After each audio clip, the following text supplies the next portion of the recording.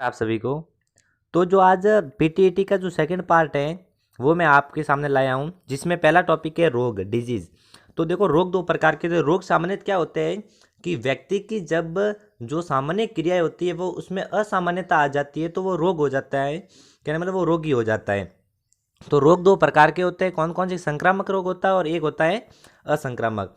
और जो संक्रामक रोग होता है, और संक्रामक का मतलब होता है संक्रमण के द्वारा यदि एक व्यक्ति दूसरे व्यक्ति के संपर्क में आएगा तो वो फैल जाएगा, जैसे कि हैजा है, टाइफाइड है, क्षय रोग है, सर्दी जुकाम है। क्षय रोग मतलब यहाँ पर टीबी है, ठीक है, सर्दी जुकाम है। तो ये एक प्रकार से संक्रामक रोग है। तो असंक्रामक रोग वे रोग जो व्यक्ति के संपर्क में आने से नहीं फैलते हैं। यदि आप एक व्यक्ति से दूसरे व्यक्ति के संपर्क में जाते हो तो वो नहीं फैलेंगे, वो असंक्रामक रोग होंगे, जैसे कि कैंसर है या फिर जोड़ों का दर्द है। अब नेक्स्ट है कि मनुष्य में होने वाले रोग और उनके रोग कारक है। अब आप देख सकते हो कि जीवाणुओं के द्वारा होने वाले रोग। तो जीवाणुओं के द्वारा एक तो क्षय रोग होता है, जिसे आप टीबी कह सकते हो, कहने वाले टीबी। माइक्रोबैक्टीरियम ट्यूबरकुलोसिस के द्वारा होता है। एक हैजा है, फिर टाइफाइड है, कुष्ठ रोग है, दस्त एवं पैचिस है, और डिप्थीरिया है, और पीलिया है। तो इस प्रकार से जीवाणु के द्वारा होने वाले रोग है। आपको विशेष ध्यान रखना है कि कौन से रोग किन के द्वारा होते हैं, जीवाणु के द्वारा, विषाणु के द्वारा, प्रोटोजोआ के द्वारा। आपके एग्जाम में हाल फिलहाल यही पूछा जाता है कि कौन से रोग किसके द्वारा होते हैं। अब है कि वायरस के द्वारा होने वाले रोग। तो देखो, वायरस के द्वारा कौन कौन से रोग होते हैं, तो आप देख सकते हो वायरस के द्वारा। तो इसमें पोलियो है, तो पोलियो एक वायरस के द्वारा होने वाला रोग है। रेबीज है, रेबीज है जलातंक है। कहने का मतलब है जो हाइड्रोफोबिया होता है, जिसमें कहने में जब जल को देखते हैं तो उससे डर लगने लगता है, तो वो रेबीज रोग के अंदर आता है। और छोटी माता है, जिसे चिकन पॉक्स कहा जाता है। खसरा है, सर्दी जुकाम है, जो राइनो वायरस के द्वारा होता है। एड्स है, और जो एचआईवी वायरस के कारण होता है। डेंगू है, वो डेंगू वायरस के कारण होता है।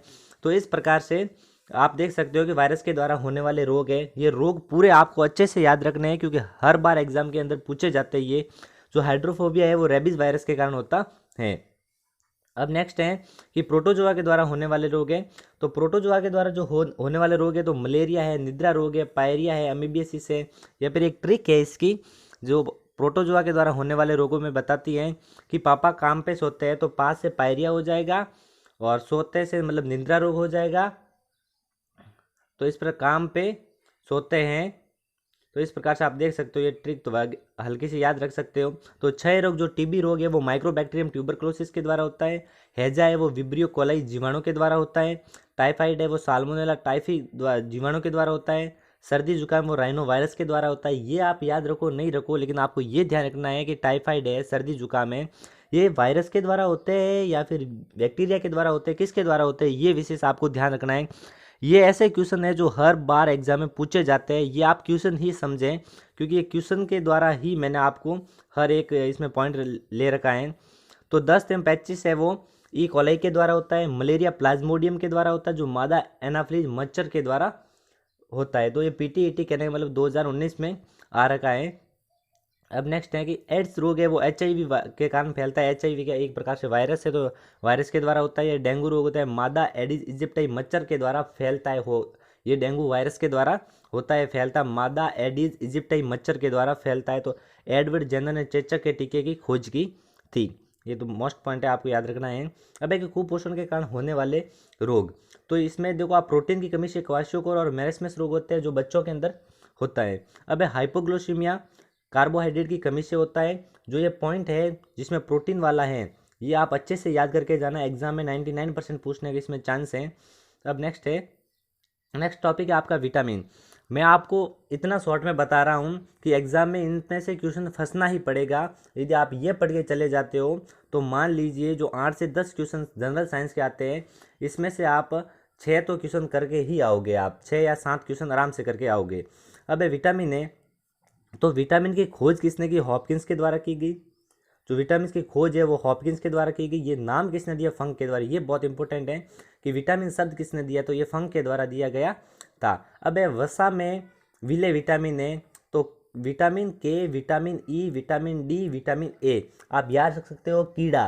कीड़ा मतलब जो वसा के अंदर विले है, तो वो कीड़ा है, वो वसा में ही विले होगा। अब है जल में विले विटामिन। तो जल में विले विटामिन है वो विटामिन बी और सी है। जो जल में विले विटामिन है उनका हमारे बॉडी के अंदर स्टोरेज नहीं होता है, संग्रहण नहीं होता है। तो एक क्वेश्चन दूसरा इसमें भी बन सकता है। अब है जो मेनली आपके जो विटामिन से क्वेश्चन पूछे जाते हैं या तो वसा में विलय विटामिन या जल में, या फिर इसके अलावा आपको पूछ सकते हैं कि कौन से विटामिन से कौन सा रोग होता है।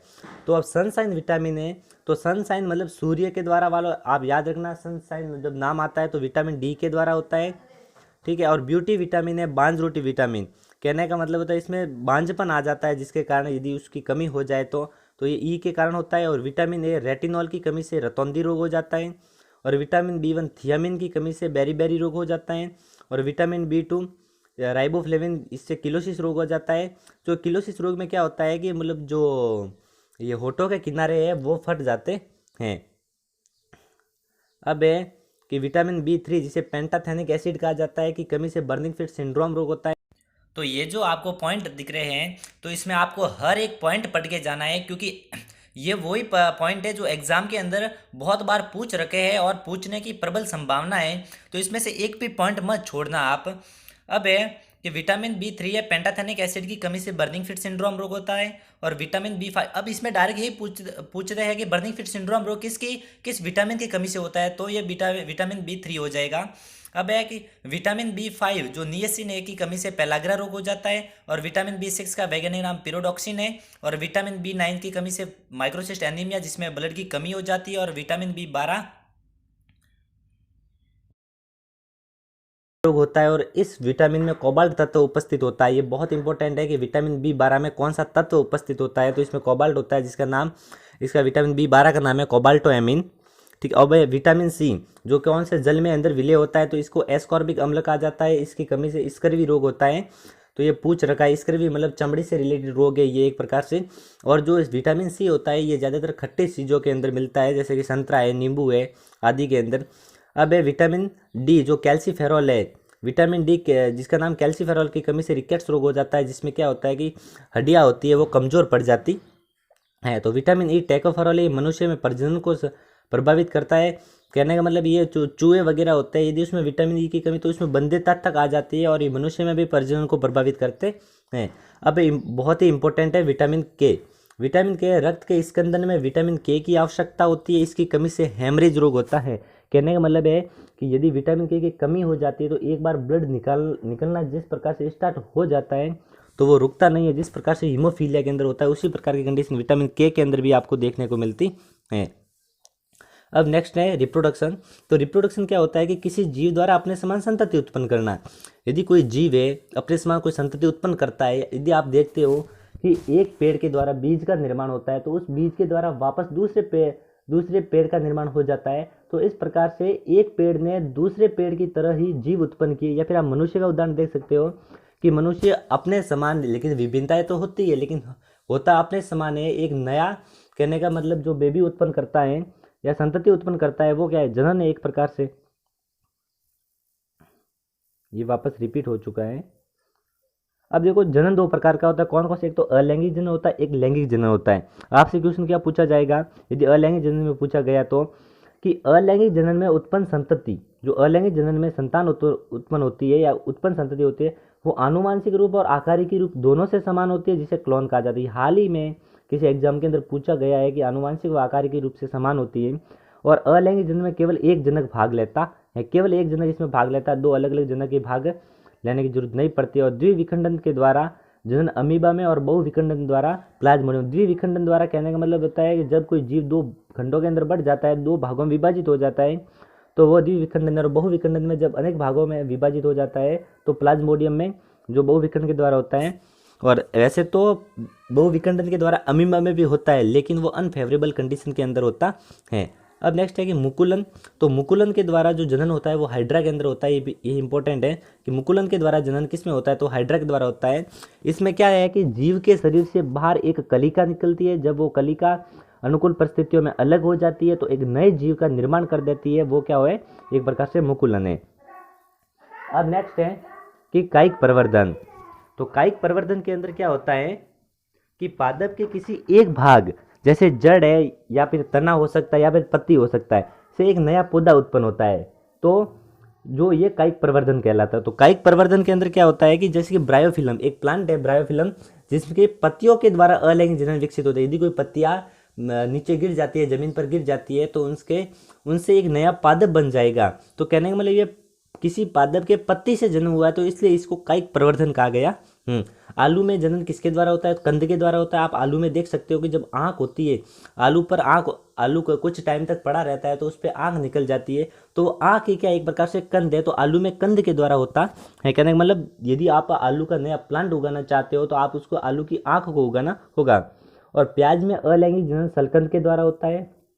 और अदरक गन्ना में कायिक प्रवर्धन प्रकंद के द्वारा होता है। और अरबी में अलैंगिक जनन घनकंद के द्वारा होता है। ये अलग अलग प्रकार की जनन संरचनाएं होती है जिसके द्वारा एक नया पादप बनता है। अब एक लैंगिक जनन क्या होता है? तो मतलब अलैंगिक जनन में एक जनक भाग ले रहा था, इसमें या तो दो जनक भाग लेंगे, यदि दो जनक भाग नहीं लेते हैं तो दो युग्मक भाग लेंगे। एक जीव भाग ले सकता है, लेकिन उसमें भी वापस क्या होगा कि दो युग्मक भाग लेंगे। अब युग्मक क्या होते हैं वो मैं आपको बताता हूँ, आप थोड़ा सा इंतजार करें, मैं आपको बताता हूँ युग्मक क्या है। कि यहाँ पर देखते हो कि पुष्पी पादपों में लैंगिक जनन। अब देखो पुष्पी पादप होते हैं, उसमें लैंगिक जनन क्या होता है? तो पुष्पी पादपों में पुष्प पादपों का लैंगिक अंग होता है। तो पुष्प होता है वो पादपों का लैंगिक अंग होता है। तो पुष्प के अंदर क्या क्या होते हैं? तो पुष्प के अंदर एक भाग तो होता है पुंकेश्वर और एक भाग होता है स्त्रीकेसर। तो पुष्प के ये जनन भाग होते हैं, जगह जनन कोशिकाएं होती है। जब पुष्प में पुंकेश्वर तथा स्त्रीकेसर में से कोई एक जननांग उपस्थित हो तो पुष्प एक लिंगी कहलाता है।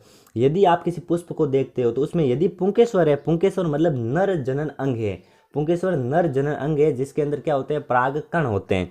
और स्त्रीकेसर क्या है कि मादा जनन अंग है जिसके अंदर अंडाशय होता है, अंडक होते हैं। ठीक है, तो यदि किसी पुष्प में ओनली पुंकेश्वर है या फिर ओनली स्त्रीकेसर है तो वो एक लिंगी है। एक लिंगी मतलब जिसमें एक ही लिंग है। तो आप पपीता और तरबूज, इसका एग्जाम्पल याद रख के जाना, पपीता और तरबूज है वो एक लिंगी है। और नेक्स्ट है कि जब पुष्प में पुंकेश्वर स्त्रीकेसर दोनों उपस्थित हो तो उन्हें उभयलिंगी पुष्प कहा जाता है। जब पुष्प में पुंकेश्वर और स्त्रीकेसर दोनों उपस्थित है तो उन्हें उभयलिंगी पुष्प कहा जाता है, जिसमें एग्जाम्पल में गुड़हल और सरसों। इसमें परागकण नर युग्मक की भूमिका निभाते हैं तथा बीजांड मादा युग्मक की भूमिका निभाते हैं। तो इसमें बीजांड है वो मादा युग्मक की भूमिका निभाते हैं और परागकण नर युग्मक की भूमिका निभाते हैं। अब नेक्स्ट है कि परागण क्या है? तो देखो परागण क्या है?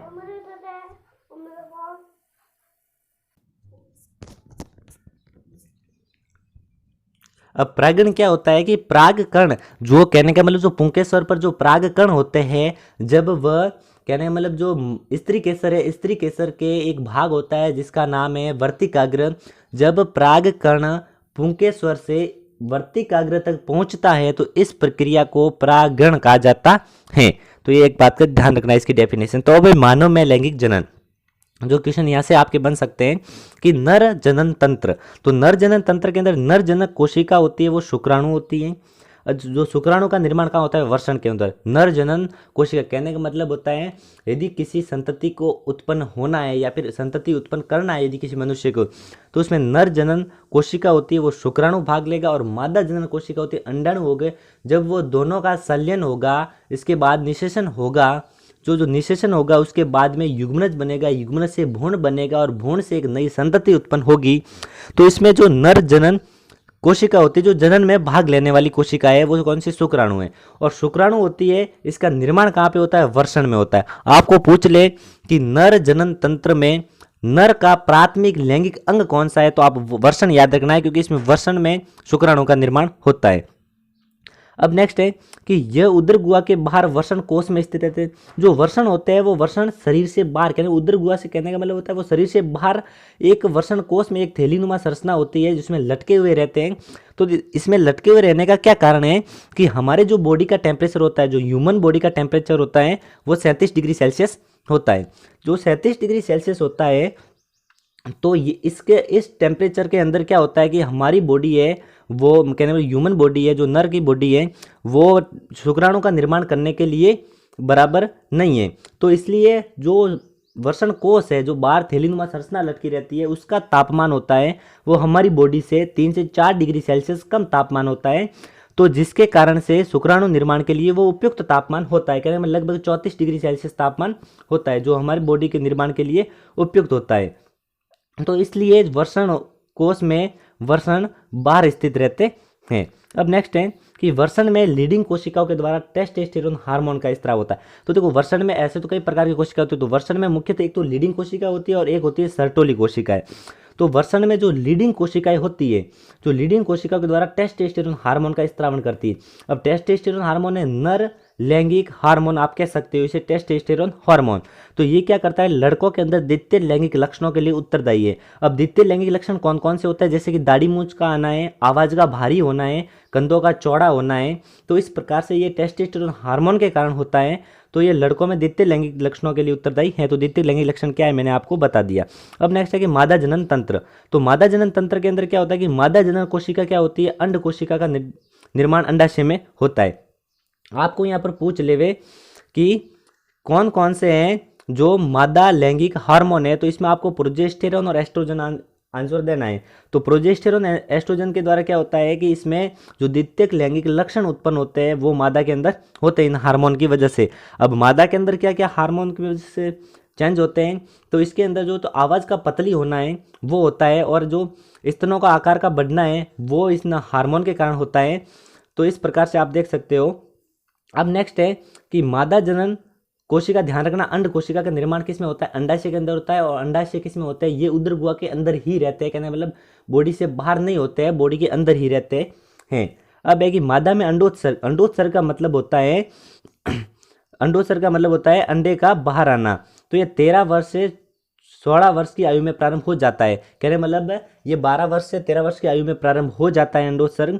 वैसे अंडोत्सर्ग का मतलब होता है, यहाँ पर आप कर देना कि ऋतुस्राव है, तो वो आप कर देना यहाँ पर, वो होता है 12 से 13 वर्ष की उम्र के अंदर प्रारंभ होता है। अब देखो एक होता है अंडोत्सर्ग। अंडोत्सर्ग क्या होता है कि जब फीमेल में, जो ह्यूमन फीमेल है, तो ह्यूमन फीमेल के अंदर जब वो 12-13 वर्ष की हो जाती है तो उसके योनि मार्ग से रक्त का स्त्राव होता है, जिसे रजोदर्शन कहा जाता है। और जब ये 45 से 50 वर्ष की उम्र आती है फीमेल की, तो उसमें क्या होता है कि ये ब्लड निकलना बंद हो जाता है, और इसे रजोनिवृत्ति कहा जाता है। जो ये एग्जाम के अंदर भी हाल ही पूछा रखा है। तो यहाँ पर एक है कि जो अंडोत्सर्ग होता है, जब ऋतुस्राव होता है, कहने मतलब जो रजोदर्शन होता है, उसके 14वें दिन क्या होता है कि फीमेल का जो अंडाशय होता है, उससे अंडाशय से एक अंड कोशिका, कहने मतलब द्वितीयक पुट्टिका के रूप में एक बाहर निकलती है अंड कोशिका, या फिर आप समझ सकते हो कि अंडाणु बाहर निकलता है अंडाशय से, तो जिसे अंडोत्सर्ग कहा जाता है, वो ऋतुस्राव के 14वें दिन बाहर निकलता है। अब नेक्स्ट है कि निषेचन क्या होता है, कि निषेचन का मतलब होता है फर्टिलाइजेशन। नर युग्मक मादा युग्मक का संलयन होकर युग्मनज का निर्माण होता है, इसे निषेचन कहा जाता है। अब मानव में निषेचन मादा के फैलोपियन ट्यूब के अंदर होता है।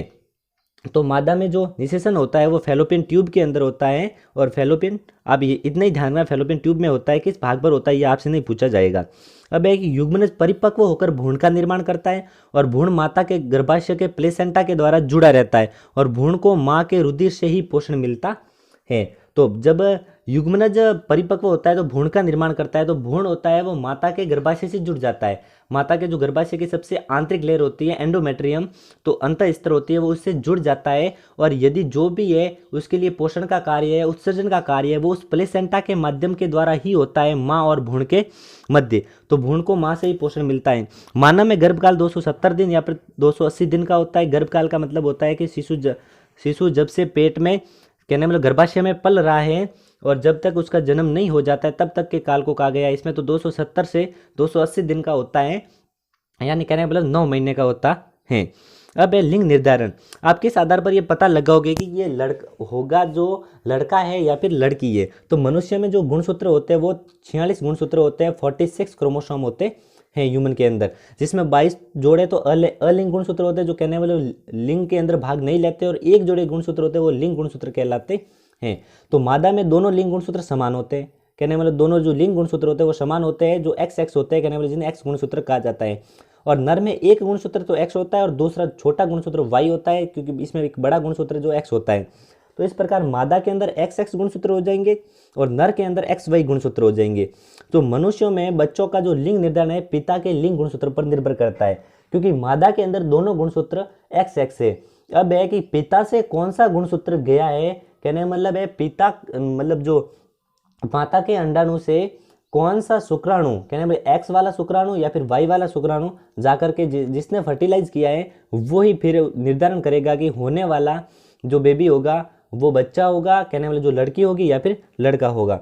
अबे मनुष्य में बच्चों का लिंग पिता के लिंग गुणसूत्र पर निर्भर करता है। अबे आनुवांशिकता के पिता मेंडल को कहा जाता है। आनुवांशिकता के पिता मेंडल को कहा जाता है, कहने का मतलब है कि जो एक पीढ़ी से दूसरी पीढ़ी के अंदर जो भी ये सूचनाएं जाती है, कहने मतलब एक पीढ़ी से दूसरी पीढ़ी में जो भी लक्षण जाते हैं, आप कह सकते हो यदि आपको कोई कहता है कि आपका, कहने का मतलब है आपके बच्चे का जो नाक है अपने पिता पर गया है, तो कहने वाले गुण जो ट्रांसफर होते हैं वो आनुवांशिकता के अंतर्गत हम पढ़ते हैं यहाँ पर।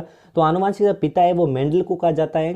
तो मेंडल ने अपने प्रयोग किस पर किए थे? मेंडल ने अपने प्रयोग है मटर पर किए थे। तो इसमें दो शब्द है आपको ध्यान रखना है, यहाँ पर डीएनए आरएनए। तो डीएनए का पूरा नाम होता है डीऑक्सीराइबोन्यूक्लिक अम्ल और आरएनए का पूरा नाम होता है राइबोन्यूक्लिक एसिड। तो इस प्रकार से तो आज का ये हमारा टॉपिक था जिसमें हमने जनन तक पढ़ा है। तो अब आपने यदि चैनल को सब्सक्राइब नहीं किया है तो कर लेना। तो नेक्स्ट वीडियो के लिए आप इंतजार करना। तब तक के लिए आप सभी को धन्यवाद। तो नेक्स्ट वीडियो के लिए आप इंतजार करना। तब तक के लिए आप सभी को धन्यवाद।